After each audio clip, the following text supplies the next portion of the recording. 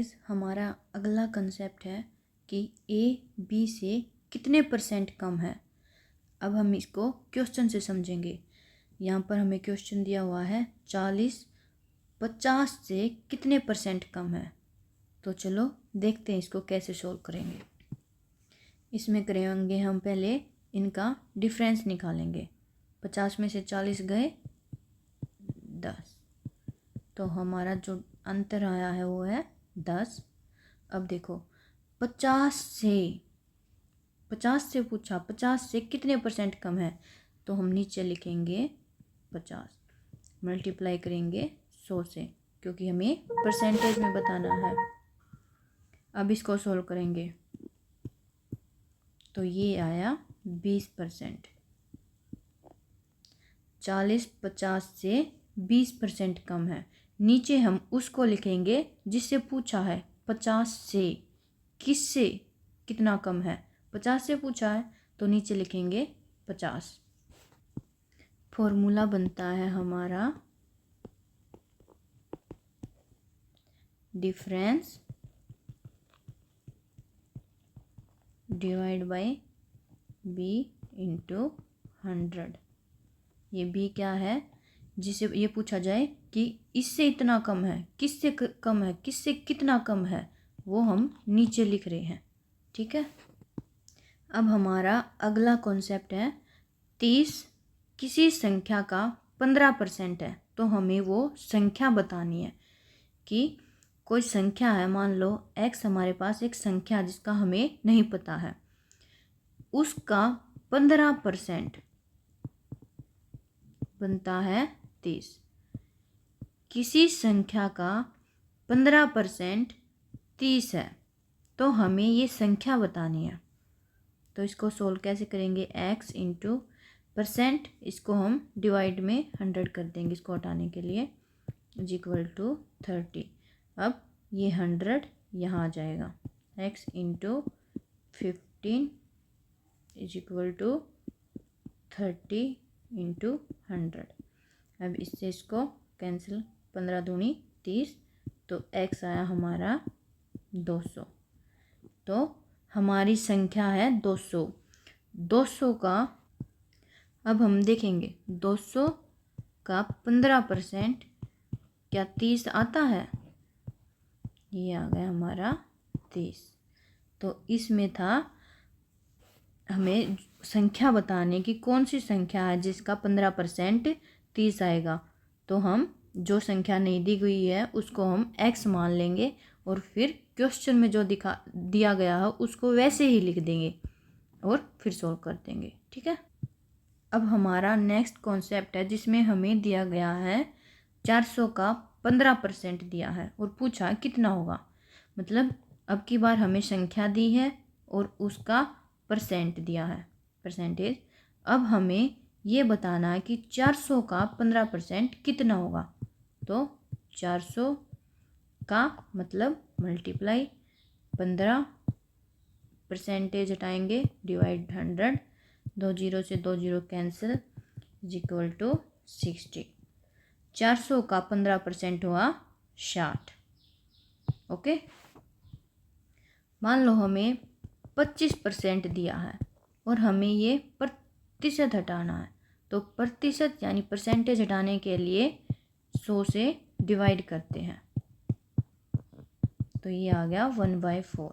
ये आ गया हमारा फ्रैक्शन में, और ये था परसेंटेज। परसेंटेज हटाने के लिए डिवाइड करेंगे 100 से। ये हमारे पास है 3/4। अब हमें इसको परसेंटेज में करना है, तो परसेंटेज लगाने के लिए हम मल्टीप्लाई करते हैं 100 से, तो ये आ गया हमारा 75%। अगर परसेंटेज लगाना है तो 100 से मल्टीप्लाई करेंगे, और अगर परसेंटेज हटाना है तो 100 से डिवाइड करेंगे। ओके। अब हम क्वेश्चन करके देखेंगे। क्वेश्चन है, एक छात्र ने 80 में से 64 अंक प्राप्त किए हैं, उसका प्रतिशत ज्ञात करें। एक छात्र ने 64 नंबर लिए हैं, टोटल मार्क्स कितने थे 80, 80 में से 64 नंबर लिए हैं और प्रतिशत में बताना है, प्रतिशत यानी परसेंटेज लगाना तो गुणा 100। 0 से 0, 8 8 जा 64 इज इक्वल टू 80%। तो अगर उसने 80 में से 64 अंक लिए हैं तो उसने प्रतिशत में 80% अंक लिए हैं। ठीक है, ये थे हमारे प्राप्त किए हुए नंबर और ये थे हमारे कुल नंबर। प्राप्त बट डिवाइड कुल इंटू 100। अब हम कुछ क्वेश्चन सोल्व करके देखेंगे। हमारा फर्स्ट क्वेश्चन है 40 80 का कितने प्रतिशत है, तो इसको सोल्व करेंगे। 40 80 का कितने प्रतिशत है, ये आया हमारा 50%। 40 80 का 50% है। 40 80 का है, का लगा हुआ है तो इसको हम नीचे रखेंगे, प्रतिशत के लिए मल्टीप्लाई 100। अब दूसरा क्वेश्चन है 250 का 24% ज्ञात करें। 250 का मतलब मल्टीप्लाई 24%, 24% हटाएंगे और नीचे 100, ये बताना। 0 से 0,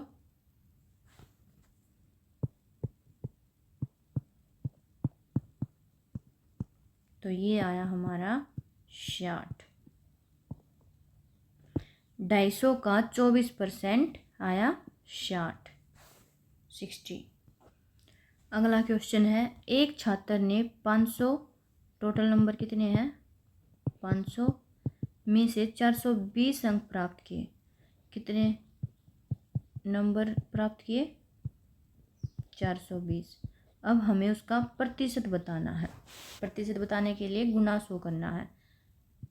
420 बटे 500 गुणा 100, 2 0 से 2 0,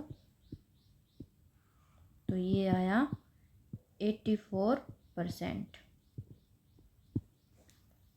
टोटल मार्क्स थे 500, ऑब्टेन किए 420, प्रतिशत में बताना है गुणा 100, तो ऑब्टेन बाय टोटल इंटू 100। अब अगला क्वेश्चन है एक वस्तु का मूल्य 800 था, पहले कितना था 800 रुपये था, 800 से बढ़कर 1000 रुपये हो गया। प्रतिशत वृद्धि बताने कितने परसेंट की वृद्धि हुई है। 800 था 1000 हो गया, तो मतलब 200 रुपये बढ़ गया। डिफरेंस 800 और 1000 के बीच का 200। अब हमें प्रतिशत वृद्धि बतानी है 200 बाय 800। ये क्यों, क्योंकि पहले मूल्य 800 था, तो जो वृद्धि हुई है वो पहले वाले मूल्य पर हुई है। प्रतिशत में बताना है तो 100, तो ये हुआ 25%। एक वस्तु का मूल्य 800 से 1000 हो गया। 800 रुपये थे 1000 हो गया, मतलब 200 रुपये बढ़ गया। प्रतिशत वृद्धि बताने की प्रतिशत में कितनी वृद्धि हुई है। पैसों में तो 200 रुपये की हो गई, लेकिन परसेंटेज में तो 200 जो पहले मूल्य था डिवाइड में वो 800 इंटू 100, क्योंकि प्रतिशत में बताना है। अगला क्वेश्चन है एक वस्तु का मूल्य 1200 रुपये से रुपये 900 हो गया। 1200 रुपये था और 900 हो गया, कितने कम हुआ 300 रुपये कम हो गया। अब हमें ये बताना है कि प्रतिशत में कितनी कमी आई है। रुपयों में तो 300 रुपये बता दिया हमने, प्रतिशत में कमी बताने के लिए 300, पुराना मूल्य था 1200, प्रतिशत में बताना है तो इंटू 100 आया 25% की कमी हुई है। ठीक है, मतलब पहले 1200 था फिर 900 हो गया, तो 300 रुपये कमी हुई है। अगर प्रतिशत में बताना तो 300 डिवाइड में पुराना मूल्य प्रतिशत, इसलिए इंटू 100। अगला क्वेश्चन है 40 32 से कितने प्रतिशत अधिक है। पहले इनका अंतर देखेंगे। 40 और 32 में कितना अंतर है? 8 का। अब देखो कितने प्रतिशत अधिक है? 40 8 अधिक है किससे? 32 से। 8 अधिक है 32 से। प्रतिशत में बताना है इसलिए मल्टीप्लाई किया 100 से। तो 40 32 से 25% अधिक है। ठीक है, 40 32 से कितना? तो इनका डिफरेंस देखा हमने कितना है? 8 है।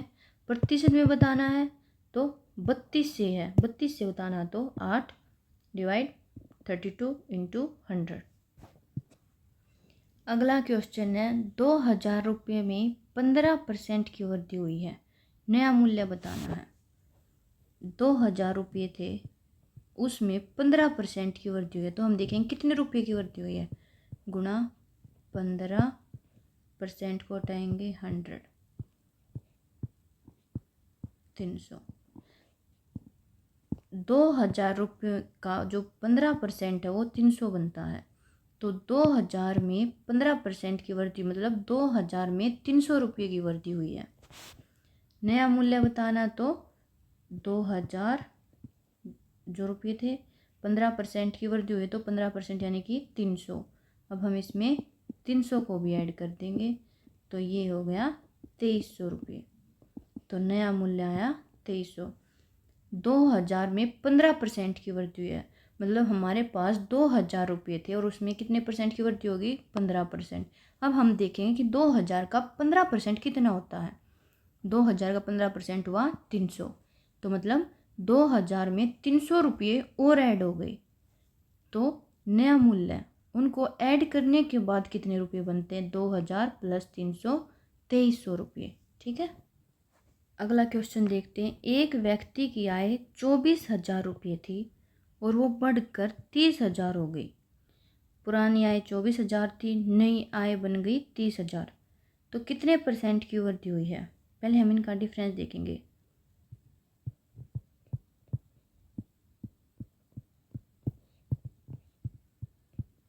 छः हजार अंतर बनता है, इनका डिफरेंस बना 6,000 रुपये। पहले 24,000 थे, फिर मतलब 6,000 की वृद्धि होने के बाद 30,000 हो गए। तो हमें ये 6,000 का परसेंट में बताना है कि कितने परसेंट की वृद्धि हुई है। 6,000 कितनी थी पुरानी इनकम? 24,000। प्रतिशत में बताना है गुणा 100।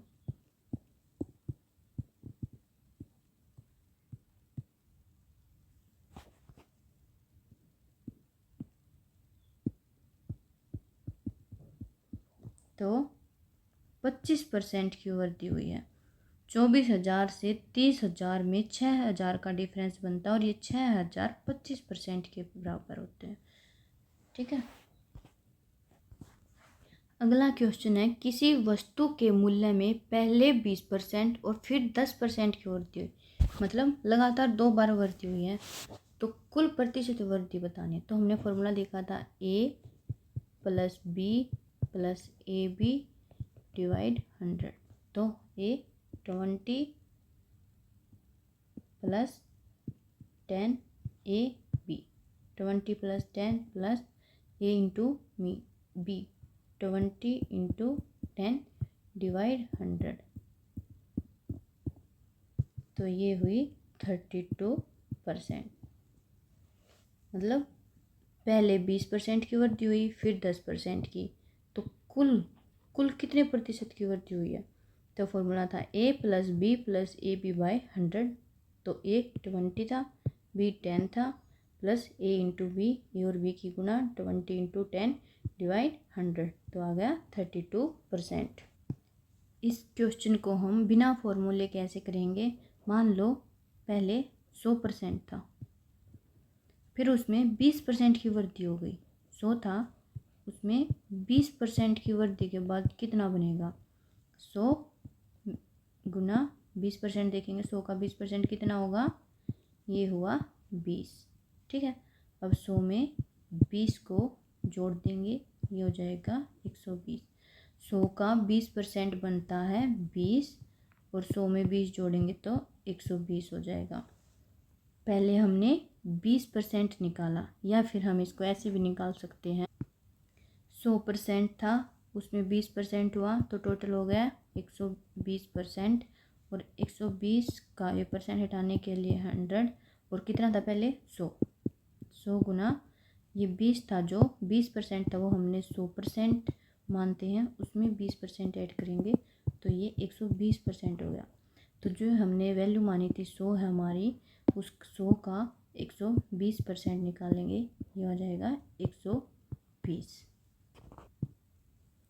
100 में 20% की वृद्धि के बाद हमारा आया 120। अब इस 120 में फिर 10% की वृद्धि हो रही है, ठीक है। 120 का 10% आएगा 12, तो ये हो गया हमारा 132। तो 100 था, 132 हो गया, तो टोटल वृद्धि हुई 32%। देखो हमारे पास ये एक संख्या है 200, अगर हम इसका 1% निकालेंगे, 200 का 1%, तो हम ये दोनों जीरो हटा देंगे, ये हो जाएगा 2, 1% आएगा 2। अब इसका अगर हम 10% निकालेंगे तो एक जीरो हटा देंगे तो वो आएगा 20। अब इसका हम 100% निकालेंगे तो 100% ये 200 आएगा। देखो ये मैं करके दिखाती हूँ। 200 का 1% बताना है, इस परसेंटेज को हम यहाँ से हटा देंगे तो ये होगा 200 गुना 1/100, तो ये कैंसिल, तो ये कितना आया 2। मतलब यहाँ नीचे 2 जीरो थी, इसलिए हमने 1% निकालने के लिए इन दो जीरो को हटा दिया। अब मैं 200 का 10% निकाल के दिखाती हूँ। 200 का 10%, 200 गुना 10/100, ये 2 जीरो थी, इससे 2 जीरो कैंसिल हो गई, तो ये कितना आया 20।